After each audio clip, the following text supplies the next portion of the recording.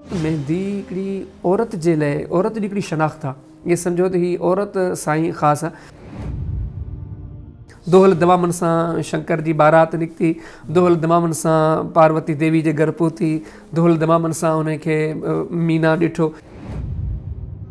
हाणे केॾी ॾुख जी ॻाल्हि आहे त शादी जी तक़रीब में मर्द कमु उहो पियो करे जो उन ते अलाह जी लानत थी वसे। असां वटि इन सां गॾु हिकिड़ो वरी मेहंदी जे मामले में आहे वॾी जहालत आहे त शादी वारे ॾींहुं या शादी वारे ॾींहंनि में घोट खे बि मेहंदी हणी वेंदी आहे। मर्द बि माना मेहंदी हणी करे फिरंदा इहो माना हिकिड़ो आम शइ आहे ऐं इन शइ खे बाक़ाइदे शादी जो हिसो सम्झो वियो आहे। घोट खे ज़ोरी मथनि ते मेहंदी लॻाइबी आहे, पेरनि ते मेहंदी लॻाइबी आहे। जेकॾहिं को नथो करे त उन ते ज़ोर भरियो वेंदो आहे। हालांकि तव्हां ॾिसो त मेहंदी हिकिड़ी औरत जे लाइ औरत जी हिकिड़ी शनाख़्त आहे। इहे सम्झो त हीअ औरत साईं ख़ासि आहे। इमाम नवी रहमहुल्लाह जेको न मजमू में लिखे थो किताब तहारा में त जेको मेहंदी जो मिले न औरत सां ख़ासि औरत जे लाइ मुस्तहब आहे त औरत जेका सा मेहंदी लॻाए। हाणे हिते ॾिसो न हीअ औरत जे लाइ मेहंदी ख़ासि आहे। जे हाणे मर्द मेहंदी लॻाए थो, हाणे थिए निकाह पियो, थिए शादी पई, पर इन अमल जे नतीजे में हू केतिरे क़दुरु अलाह जी नज़र में शरीयत जी नज़र में किरी थो पवे। हीअ किताब सही बुखारी में किताब लिबास में इमाम साहिब हिकिड़ो बाब क़याम थो करे, मर्द औरतुनि जी मुशाबिहत कनि या औरतूं मर्दनि जी मुशाबिहत कनि, उनजो बयानु त नबी सल्लल्लाहु अलैहि वसल्लम फरमान जेकॾहिं जेके मर्द औरतुनि जी मुशाबिहत कनि था उन्हनि ते अलाह जी लानत आहे। हाणे केॾी ॾुख जी ॻाल्हि आहे त शादी जी तक़रीब में मर्द कमु उहो पियो करे जो उन ते अलाह जी लानत थी वसे। त हिन तमामु तर शयुनि ते जेकॾहिं गौर कंदो त अलाह पाक असांजे हाल ते रहम करे।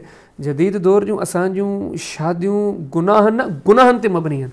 बेशुमार गुनाह, नाफ़रमानियूं, ऐं रुगो गुनाह ऐं नाफ़रमानियूं न बल्कि ईअं सम्झो अलाह रसूल जी नाक़दरदानी, अलाह रसूल जे ॻाल्हियुनि जे मुक़ाबले में क़ुरान ऐं हदीस जे मुक़ाबले में हिंदू मज़हब खे अख़्तियार करणु। हालांकि केॾी सख़्तु तालीम आहे त मन तशब्बह बिक़ौमिन फहुव मिनहुम, जेको ॼण तशबीह ॾिए थो उहो ॼण इन में ई आहे। हाणे हीअ जेके असांजे माशरे में यकीन तव्हांखे मूं शयूं मुख़्तसर करे ॿुधायूं, तव्हां जेकॾहिं शंकर भॻवान जे निकाह जो पूरो तबसरो पढ़ंदो न तव्हांखे जाब जा ज़िक्र मिलंदो, सरगस जो ज़िक्र बार बार मिलंदो, हिते सरगसी, ऐं तव्हांखे बाक़ाइदे बार बार ॻाइण वॼाइण जो तस्करो मिलंदो।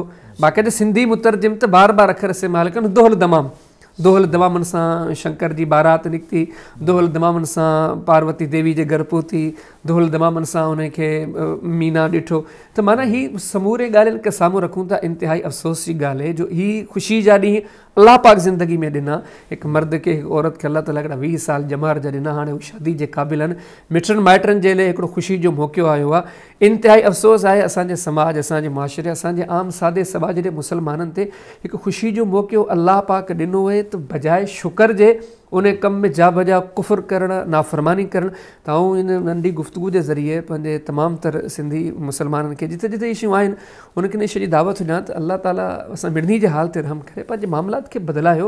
ऐं काफ़ी सारा वरी अहिड़ा माण्हू बि आहिनि जेके चवंदा आहिनि असां बोले सभु तव्हां मना त कयो था, वरी ख़ुशी जा ॾींहं कॾहिं कॾहिं था अचनि त कॾहिं कॾहिं ईअं जाइज़ आहे, कॾहिं कॾहिं करे सघूं था।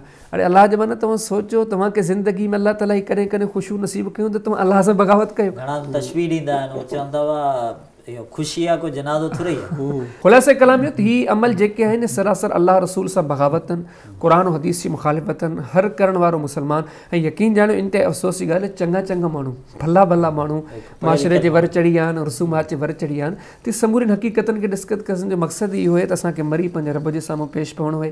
ज़िंदगी जूं तमामु तर अदाऊं असांजूं लिखियूं पियूं वञनि, इहे शादियूं मुरादियूं इहे इते रहिजी वेंदियूं। कम से कम हिकिड़ो मुसलमान इन शइ ते गौर करे, ईअं न थिए जो मुंहिंजूं इहे अदाऊं अलाह जी ज़ात वटि नाफ़रमानी तसवर कयूं वञनि ऐं क़यामत चढ़ी आऊं उथां त मोहम्मद करीम सल्लल्लाहु अलैहि वसल्लम जो नाफ़रमान थी करे उथां ऐं इन मामलात जे नतीजे में जेकॾहिं जहन्नम रसी थियां त केॾी बुरी ॻाल्हि आहे। इन सभिनी हक़ीक़तनि खे अहमियत ॾींदे, रब ॾे रुजू कंदे, इन कमनि खां सची तौबा कजे ऐं जिथे इशूं थियनि थियूं उन्हनि सां ख़ैर खाई कंदे उन्हनि खे आगाह कजे। हीअ इस्लाम कोन्हे, हीअ दीन कोन्हे, हीअ कामयाबी कामरानी जी वाट ऐं राह कान्हे।